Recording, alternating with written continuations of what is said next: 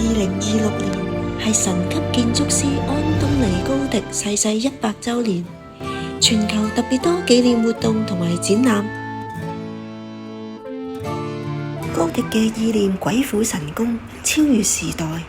喺嗰個剛剛工業革命開始嘅年代，提出咗直線屬人，曲線屬上帝嘅意念，捨棄咗僵硬嘅人工直線，以山川樹骨大自然為設計藍本。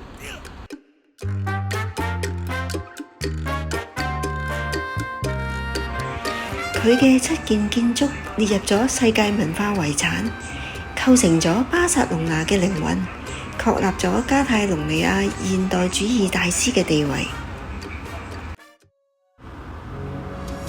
2026年中，隨住聖家堂完成咗最後嘅耶穌基督主塔，十字架封頂之後，連教宗都嚟臨主持彌撒。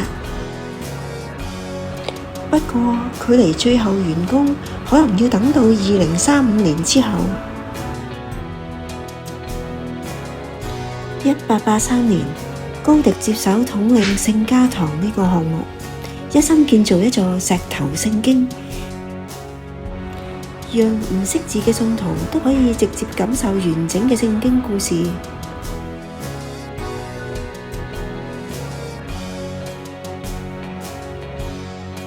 不過建造過程就荊棘滿途，除咗財政上嘅難題，仲加上西班牙內戰，7成原始嘅石膏模型被摧毀，後世建築師只有靠殘存嘅手稿重整設計。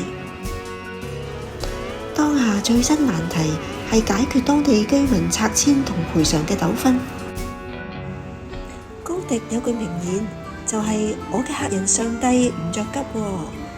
不過相信連佢都估唔到聖家堂會橫跨3個世紀5代人都仍然未能夠完工。年輕嘅時候為富商貴族設計豪宅，晚年嘅佢看淡世俗繁華，一心只做聖家堂。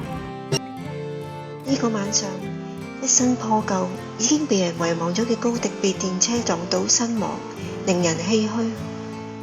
今年耶穌基督主塔十字塔落成，總算係石頭聖經夢想落實嘅一個重要里程碑。